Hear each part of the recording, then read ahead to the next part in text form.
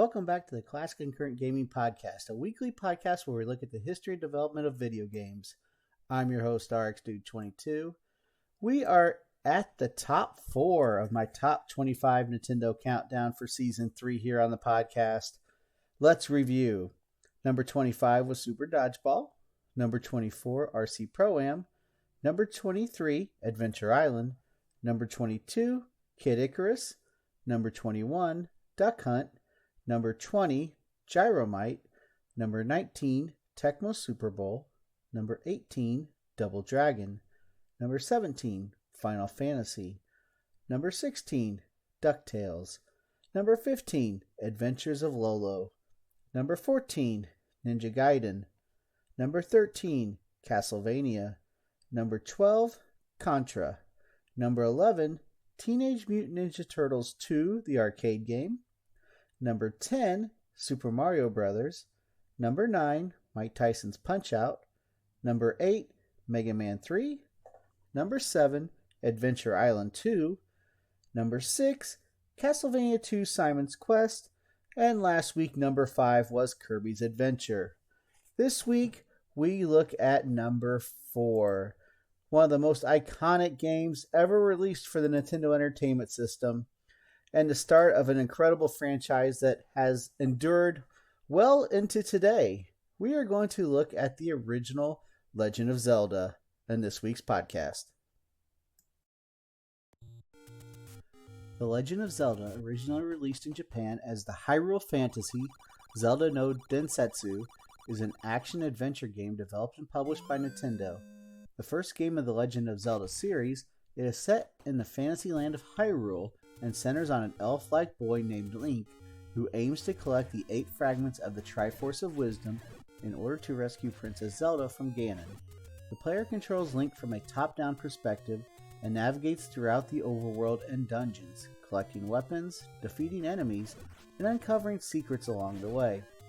Designed by Shigeru Miyamoto and Takashi Tezuka, it was originally released in Japan as a launch title for the Family Computer Disk System in February 1986. More than a year later, North America and Europe received releases on the Nintendo Entertainment System in cartridge format, being the first home console game to include an internal battery in the US for saving data. This version was later released in Japan in 1994 under the title The Hyrule Fantasy Zelda no Densetsu 1. The game was ported to the GameCube and Game Boy Advance and was available via the Virtual Console on the Wii, Nintendo 3DS, and Wii U. It was also one of 30 games included in the NES Classic Edition system and is available on the Nintendo Switch through the Nintendo Switch Online service. The Legend of Zelda was a critical and commercial success for Nintendo. The game sold over 6.5 million copies, launched a major franchise, and has been regularly featured in lists of the greatest video games of all time. A sequel, Zelda 2: The Adventure of Link, was first released in Japan for the Famicom Disk System less than a year after its predecessor, and numerous additional successors and spin-offs have been released in the decade since its debut. Gameplay. The Legend of Zelda incorporates elements of action, adventure, and role-playing genres. The player controls Link from a flip-screen overhead perspective as he travels the overworld, a large outdoor map with various environments. Link begins the game equipped only with a small shield, but can enter a cave and receive a sword from an old man who advises, "It's dangerous to go alone. Take this." Throughout the adventure, Link finds and acquires various items that increase his abilities further, including heart containers, which increase his life meter, magic rings, which decrease the amount of damage Link takes from enemy attacks, and stronger swords, which allow Link to inflict more damage to enemies. These items are mainly found in caves scattered throughout the land. Some are easily accessible, while others are hidden beneath obstacles such as rocks, trees, and waterfalls. Defeated enemies sometimes drop items including hearts, which refill the life meter, and rupees, the in-game currency. Rupees can also be found in hidden treasure caves and are used to buy equipment, information, and ability upgrades. Hidden in the overworld are entrances to 8 large dungeons housing the pieces of the Triforce of Wisdom. Each dungeon has a unique maze-like layout of rooms connected by doors and secret passages, often barred by monsters, which must be defeated, or by blocks, which must be moved to gain entrance. Dungeons also contain useful items Link can add to his inventory, such as a boomerang for stunning enemies and retrieving distant items, and a magical recorder that lets Link teleport to the entrance of any dungeon he has previously cleared. Once Link has collected all 8 pieces of the Triforce of Wisdom from these dungeons, he gains access to a 9th and final dungeon in order to defeat Ganon and rescue Zelda. The game may be completed by traversing any given dungeon on the overworld and is largely flexible to players, although gameplay steadily increases in difficulty, and some rooms can only be passed using items gained in previous locations. There are dungeons with secret entrances which must be uncovered while freely wandering the overworld after acquiring useful items. This freedom allows many ways of progressing through the game. It is possible to reach the final boss without receiving the normal Vital sword at its outset. The game world contains 600 separate scenes, with the overworld consisting of over 97 scenes and the underworld consisting of 9 multi-scene labyrinths. After initially completing the game, a player can begin a more difficult version referred to as the Second Quest, which alters many locations, secrets, and includes entirely distinct dungeons and stronger enemies. Although more difficult, replays were not unique to Zelda, few games offered completely different levels upon the second playthrough. By starting a new file with the name entered as Zelda, this mode can instead be accessed without needing to beat the game first. Plot and story of the game. The story of The Legend of Zelda is described in the instruction booklet and during the short prologue which plays after the title screen. The small kingdom of Hyrule is engulfed by chaos when an army led by Ganon, the Prince of Darkness, invades and steals the Triforce of Power, one part of a magical artifact which alone bestows great strength. In an attempt to prevent him from acquiring the Triforce of Wisdom, Princess Zelda splits it into 8 fragments and hides them in secret underground dungeons. Before eventually being kidnapped by Ganon, she commands her nursemaid Impa to find someone courageous enough to save the kingdom. While wandering the land, the old woman is surrounded by Ganon's henchmen, when a young boy named Link appears and rescues her. Upon hearing Impa's plea, he resolves to save Zelda and sets out to reassemble the scattered fragments of the Triforce of Wisdom, with which Ganon can then be defeated. During the course of the tale, Link locates and braves the 8 underworld labyrinths, and beyond their defeated guardian monsters, retrieves each fragment. With the completed Triforce of Wisdom, he is able to infiltrate Ganon's hideout in Death Mountain, confronting the Prince of Darkness and destroying him with the Silver Arrow. Obtaining the Triforce of Power from Ganon's ashes, Link returns it and the restored Triforce of Wisdom to the rescued Princess Zelda, and peace returns to Hyrule. Development. The Legend of Zelda was directed and designed by Shigeru Miyamoto and Takashi Tezuka. Miyamoto produced the game and Tezuka wrote the story and script. Much of the programming was done by Toshihiko Nagako of Nintendo's partner SRD. Keiji Terui, a screenwriter who worked on anime shows such as Dr. Slump and Dragon Ball, wrote the backstory for the manual, drawing inspiration from conflicts in medieval Europe. Development began in 1984 and the game was originally intended to be a launch game for the Famicom Disk System. The development team worked on The Legend of Zelda and Super Mario Bros. Concurrently and tried to separate their ideas. Super Mario Bros. Was to be linear, while the action occurred in a strict sequence, whereas The Legend of Zelda would be the opposite. In Mario, Miyamoto downplayed the importance of the high score in favor of simply completing the game. This concept was carried over to The Legend of Zelda. Miyamoto was also in charge of deciding which concepts were Zelda ideas or Mario ideas. Contrasting with Mario, Zelda was made non-linear and forced the players to think about what they should do next. According to Miyamoto, those in Japan were confused and had trouble finding their way through the multi-path dungeons, and in initial game designs, the player would start with the sword already in their inventory. Rather than merely simplifying matters for players, Miyamoto forced the player to listen to the old man who gives the player their sword, and encourage interaction among people to share their ideas with each other to find the various hidden secrets. a new form of gaming communication. Relatedly, this concept turned into the root of another series to be developed many years in the future. Miyamoto said that Zelda became the inspiration for Animal Crossing, a game based solely on communication. With The Legend of Zelda, Miyamoto wanted to flesh out the idea of a game world even further, giving players a miniature garden that they can put inside their drawer. He drew his inspiration from experiences as a boy around Kyoto, where he explored nearby fields, woods, and caves, always trying through Zelda games to impart players some sense of that limitless wonder he felt through unknown exploration. According to Miyamoto, when I was a child I went hiking and found a lake. It was quite a surprise for me to stumble upon it. When I traveled around the country without a map, trying to find my way, stumbling on amazing things as I went, I realized how it felt to go on an adventure like this. The memory of being lost amid the maze of sliding doors in his family's home in Shinobi was recreated in Zelda's labyrinthy dungeons.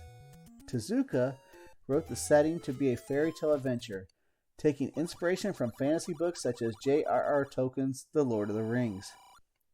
The hero Link was so named in part to connect players inserted into this world with their interactive role, as something of a blank slate representing their individuality or methods. Designed by Miyamoto as a coming-of-age motif to identify with, journeying as an ordinary boy strengthened by trials to triumph over great challenges and rise to meet evil. The name of the titular princess came from Zelda Fitzgerald. Miyamoto explained that Zelda was the wife of famous novelist F. Scott Fitzgerald. She was a famous and beautiful woman from all accounts, and I liked the sound of her name.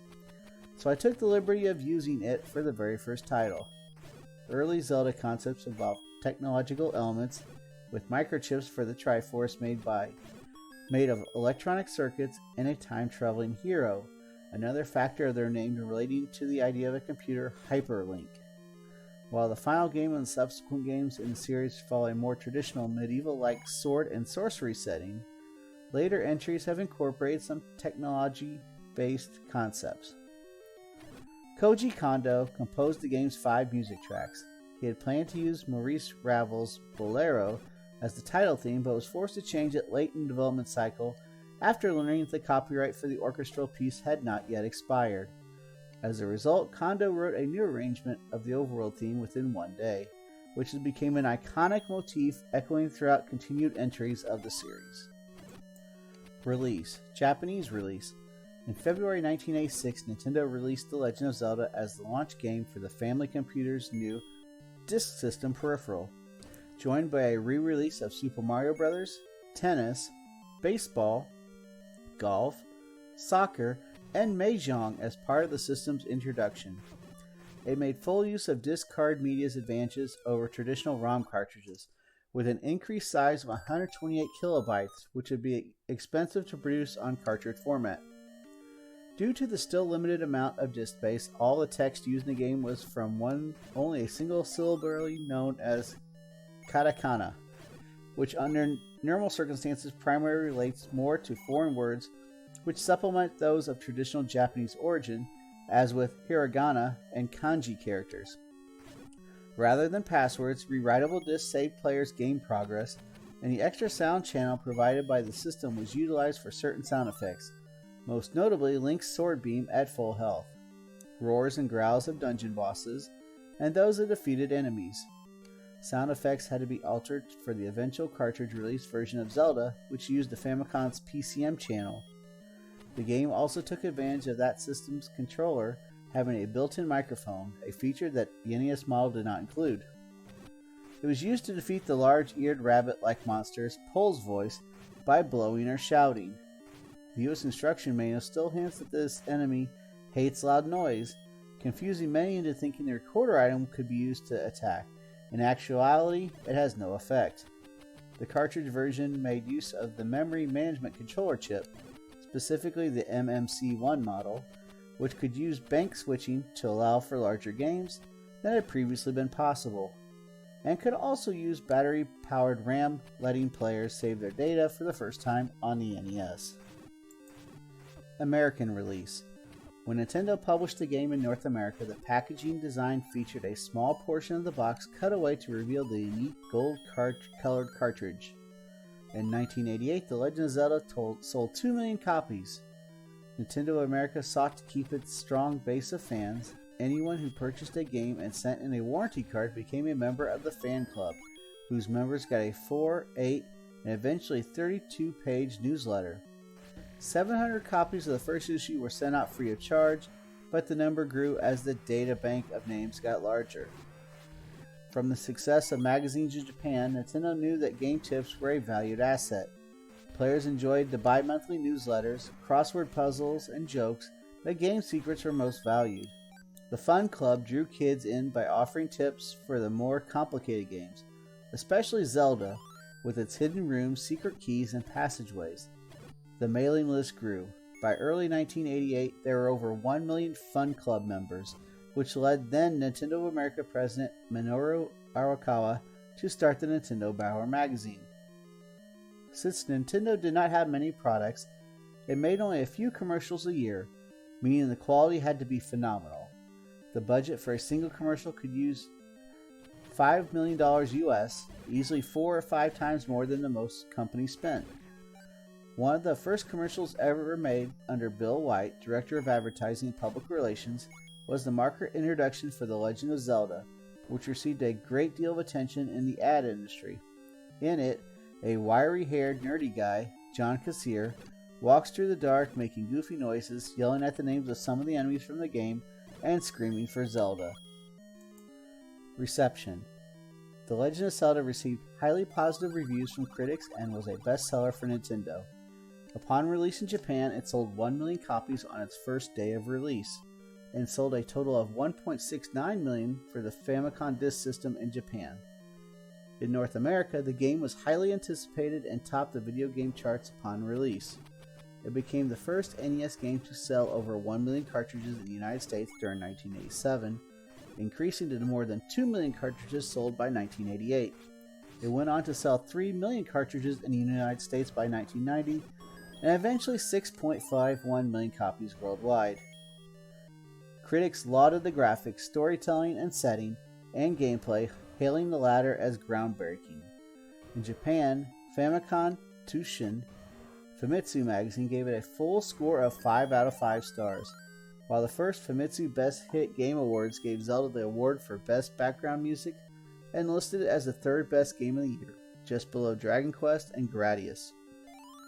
Upon release in North America, Computer Entertainer called it an excellent adventure game that exceeded expectations and said it had more to offer than the typical hack-and-slash epics, with monsters to fight, secret doors to discover, and plenty of frustration. Rewarded with new treasures, weapons, experiences, places, and discoveries. The review also praised the very appealing and beautiful fairy tale quality, the battery backup save feature, the charming graphic, superb original music, excellent animation, and smooth transitions in scrolling between locations. They called it an incredibly rich, deep gaming experience that goes far beyond the typical cartridge game, with appeal to both male and female players of all ages, making it a must-have for every Nintendo owner. Computer Gaming World in 1988 named the game as the best adventure of the year, stating that Zelda had been a sensational success in bringing elements of computer action adventure to consoles. In 1990, the magazine implied that the game was a killer app, causing computer RPG players who had dismissed consoles as mere arcade toys to buy the NES. Upon release in Europe, Tony Takushi reviewed the game in British magazine Computer and Video Games and called it a massive arcade adventure packed full of dungeons, imprisoned princesses, traps, and pitfalls. They said it has an enormous country to examine with dozens of things to collect, along with hidden power-ups and bonuses, while praising the supreme playability and the excellent graphics and sound.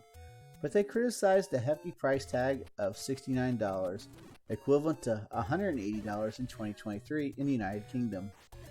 Ace Magazine reviewed the game in 1989, calling it a role-playing epic that proves consoles can be just as good at role-playing games as they are for arcade entertainment. While listing as one of the top 4 best games available for the NES, along with Super Mario Bros., Mike Tyson's Punch-Out!, and Super Mario Bros. 2.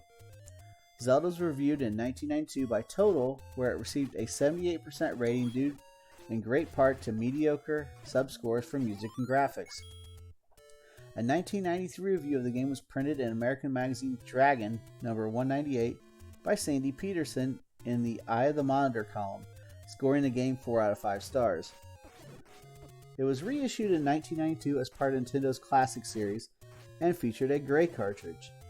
The game placed first in a player's poll top 30 in Nintendo Power's first issue, and continued to dominate the list into the early 1990s. The Legend of Zelda was also voted by Nintendo Power readers as the best challenge in the Nintendo Power Awards of 1988.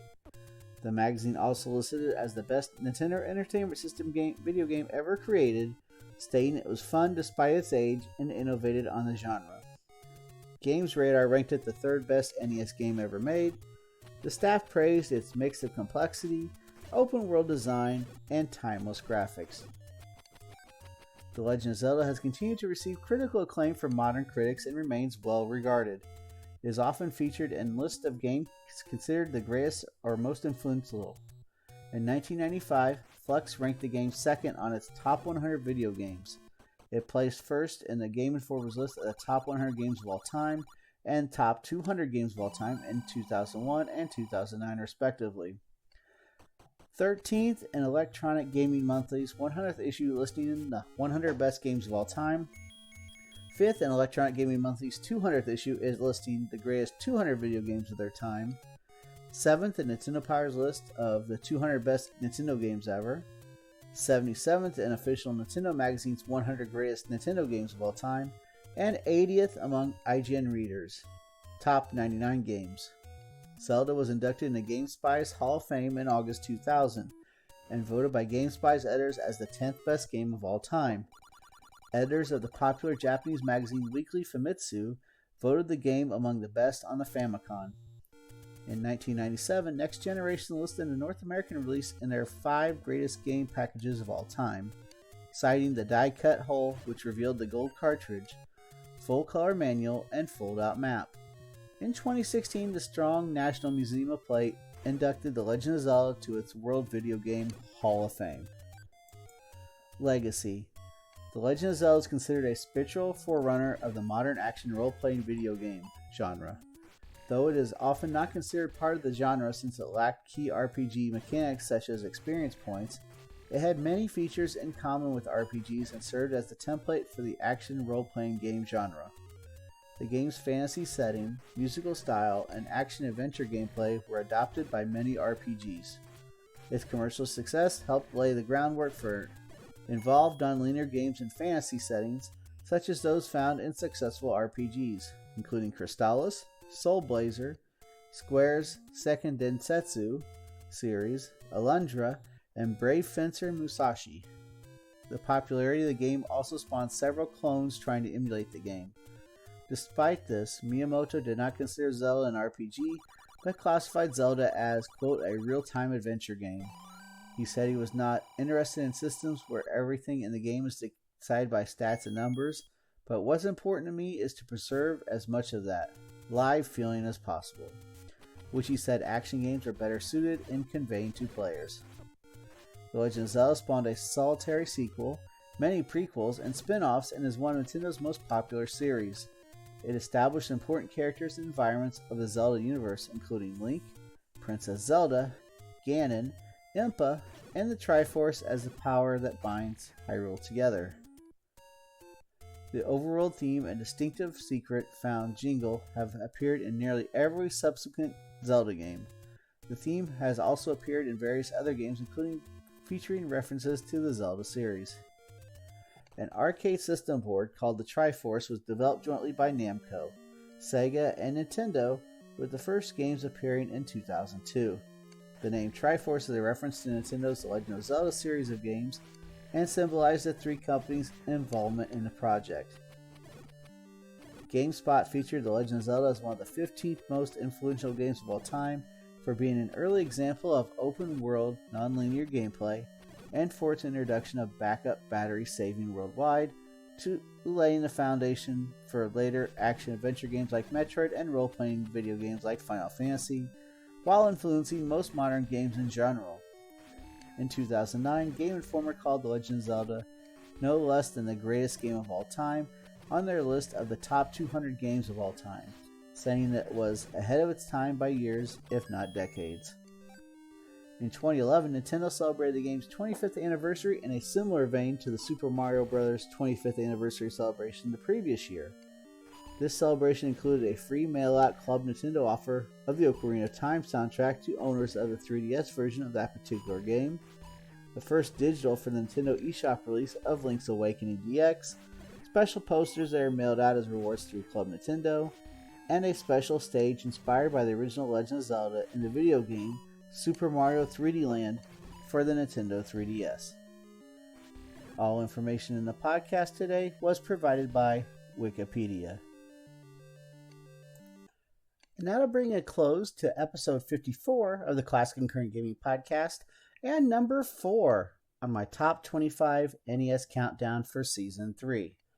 You can check out the podcast several different ways. We have a video presentation on YouTube each week. You can also listen to it on Spotify or your other favorite listening channel as well. We'll be back with number 3 on my countdown later this week, as we're going to make up for that lost time when I was sick a week ago when we missed an episode. It's been RX-22 from the Classic and Current Gaming Podcast signing out. Keep on gaming. See you on the next stream. Be good to each other. And you'll see and hear me on the next podcast. Everybody have a great day. Thank you for listening, and we'll see you next time. Take care, everyone.